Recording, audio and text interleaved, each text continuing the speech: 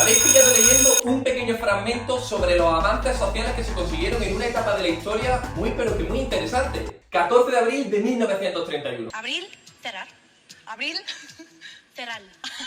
Proclamación de la Segunda República Española. ¿Quieres saber cómo se pasó de la dictadura de Miguel Primo de Rivera y la monarquía de Alfonso XIII a la proclamación de la Segunda República? ¿Qué avances se consiguieron? ¿Cuántas elecciones democráticas hubo? ¿Cómo terminó esta experiencia republicana? Soy Manuel Azaña. Que sepa usted que España en 1931 dejó de ser católica. Profe Juan, no le haga usted caso a Manuel Azaña. Soy José María Gil Robles. Y ante todo, España. Y sobre España, Dios. ¡Viva la religión! Vaya tensión se respira en la España de 1936. Vamos a verlo en esta interesantísima clase sobre la Segunda República. ¡Empezamos!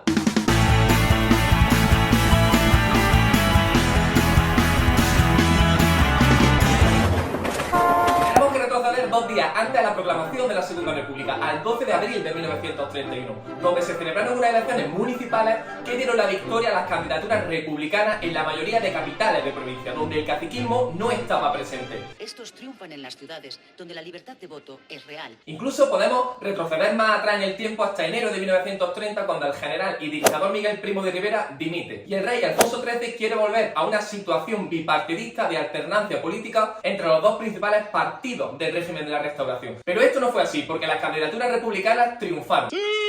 Antes, en agosto de 1930, en el Pacto de San Sebastián, políticos republicanos, socialistas y regionalistas acordaron una serie de medidas y una serie de estrategias para poner fin a la monarquía. Incluso José Ortega y Gasset, líder del sector intelectual, publicó en noviembre de 1930 un artículo muy crítico contra la monarquía de Alfonso XIII y la corrupción del sistema de la Restauración. Este artículo terminaba con una frase muy lapidaria: la monarquía debe ser destruida. Con estos resultados electorales se proclamó la Segunda República. El rey abdicó y se exilió fuera de España y se izaron banderas republicanas por toda España, comenzando por Eibar, Madrid, Barcelona, Valencia, etc.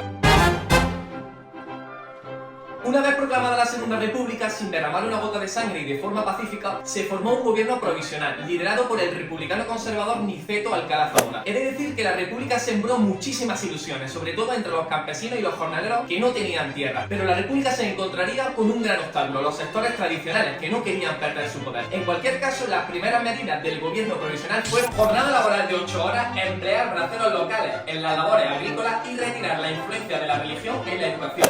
Un episodio muy importante fue el que ocurrió en mayo de 1931, donde se produjo la quema de conventos, iglesias, colegios privados religiosos, etc., por parte de sectores anticlericales. Este fue el primer episodio que tuvo que combatir el gobierno republicano. La misión principal era crear unas cortes constituyentes. Para eso se convocaron elecciones para el 28 de junio de 1931. En estas elecciones ganaron los partidos republicanos y socialistas, obteniendo el PSOE, el partido más votado, 115 escaños. Ahora el objetivo era redactar una constitución. Los puntos principales de esta constitución: primero, la república como forma de estado y la democracia como forma de gobierno. Segundo, la soberanía era nacional, es decir, todo emanaba del pueblo. Tercero, la división clásica de Montesquieu de poderes. El poder legislativo recaía en las cortes unicamerales, Congreso de los Diputados, el poder ejecutivo en el presidente del gobierno y en el Consejo de Ministros, y el poder judicial en los tribunales de justicia. Cuarto, según el artículo 36 de la Constitución, el tipo de sufragio era universal, es decir, se consiguió por primera vez el voto femenino. Justicia.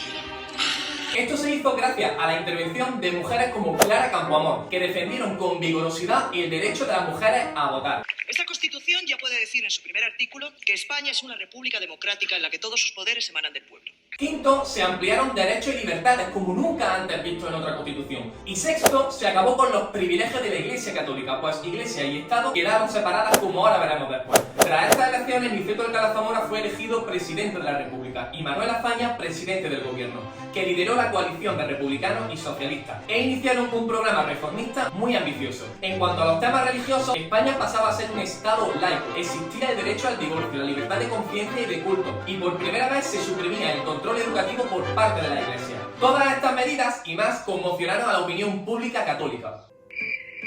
En cuestiones militares y ante un ejército muy monárquico, Manuel Azaña quiso restarle protagonismo político, modernizándolo y creando oficiales leales a la República. Algunas de las medidas fueron la ley de retirada de oficiales antiguos con sueldo íntegro, que tenían que jurar fidelidad a la nueva República, o el cierre de la Academia Militar de Zaragoza, que estaba encabezada por Franco, y que se transmitían valores no muy ligados a la República. En cuestiones educativas, el gasto presupuestario aumentó en un 50% más, creándose 10.000 escuelas y aumentando el número de plazas docentes en 7.000. En la Constitución republicana esta se contemplaba que la educación era pública, laica, mixta y gratuita. Un hecho destacable fue llevar la educación a las áreas rurales, a través de las conocidas misiones pedagógicas. Si conseguimos que una generación, una sola generación, crezca libre en España, ya nadie les podrá arrancar nunca la libertad.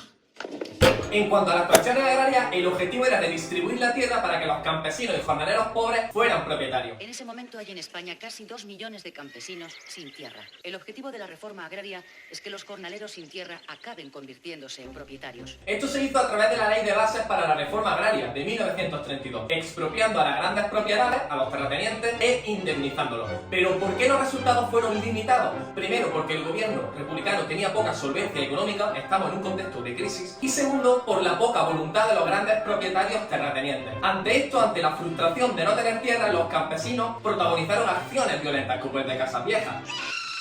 Otras cuestiones fueron la creación de la Guardia de Asalto, una especie de policía nacional. En 1932 se concedió el Estatuto de Autonomía a Cataluña, o medidas laborales encaminadas a mejorar las condiciones de hombres y de mujeres en el trabajo, lideradas por Francisco Largo Caballero. Algunas de estas medidas fueron seguros sociales, bajas de maternidad, etc. Tres hechos determinantes provocaron la caída de Azaña y del bienio reformista. 1. El intento fallido de golpe militar por el general Sanjurjo, muy en desacuerdo con la reforma militar de Azaña. 2. El suceso de Casas Viejas, donde un grupo de campesinos anarquistas, descontentos por la reforma agraria, van a asaltar el cuartel de la Guardia Civil. ¿Cómo va a responder el gobierno de Azaña? Enviando a la Guardia de Asalto y produciéndose el asesinato de más de 20 campesinos anarquistas. En tercer lugar, nos vamos a encontrar con la organización de las derechas. Va a surgir la CEDA, la Confederación Española de Derechas Autónomas, una aglutinación de partidos de derecha liderada por José María Gil Robles y con simpatía hacia el fascismo italiano.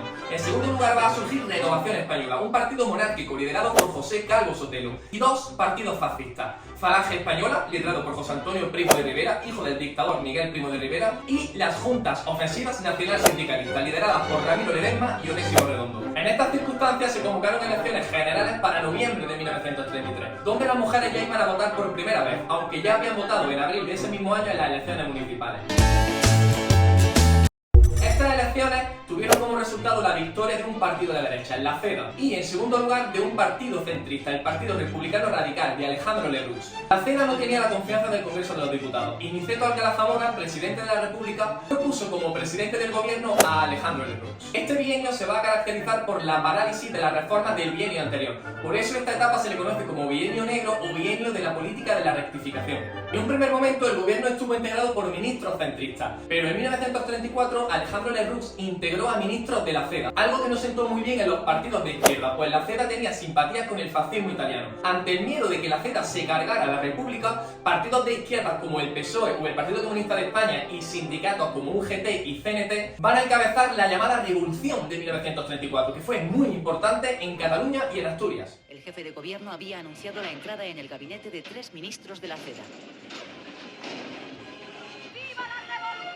En Asturias la revolución fue un éxito y los obreros llegaron a controlar las ciudades, considerándose esta revolución una página épica del proletariado asturiano. Mientras que en Cataluña, Lluís Companys, el presidente de la Generalitat catalana, proclamó el Estado catalán dentro del Estado republicano. En Cataluña fue un total fracaso y se terminó muy pronto con la sublevación.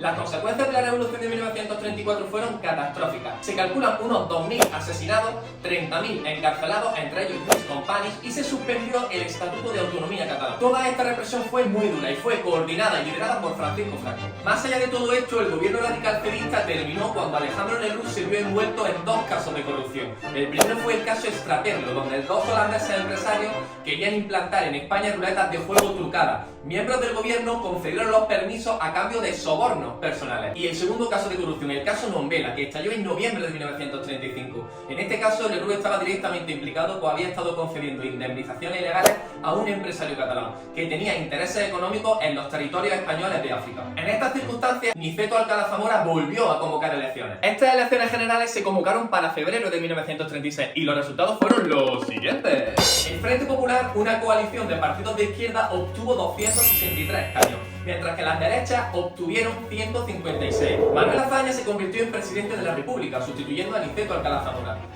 Lo que Azaña no sabe es que Mola, en contacto con el general Sanjurjo, que continúa en el exilio, puso ya en marcha la conspiración militar en el mismo momento en que el triunfo del Frente Popular se hizo público. mientras que Santiago Casares Quiroga se convirtió en presidente del gobierno. Algunas de las medidas del Frente Popular fueron hacer una amnistía para aquellos que habían sido encarcelados tras la Revolución de 1934, reanudar la reforma agraria y restablecer el Estatuto Catalán. A estas alturas de 1936 la tensión política y social en España era mayúscula, y esto ponía en peligro la supervivencia de la República. El gobierno era incapaz de controlar los excesos de la izquierda y de la derecha. El 12 de julio bandas falangistas fascistas asesinaron al teniente José del Castillo de la Guardia de Asalto, y como venganza, el día 13 de julio bandas izquierdistas van a asesinar al líder de Renovación Española, José Calvo Sotelo. 4 días quedan para la guerra. La Segunda República quiso transformar la España de principios de los años 30, pero estas transformaciones chocaron con los sectores tradicionales: ejército, iglesia, terratenientes, etc. A todo esto hay que sumarle el contexto agitado tras la crisis de 1929 que estalló en Estados Unidos y el auge nazifascista en Italia y en Alemania. Nos vemos en la próxima parada histórica. Adiós.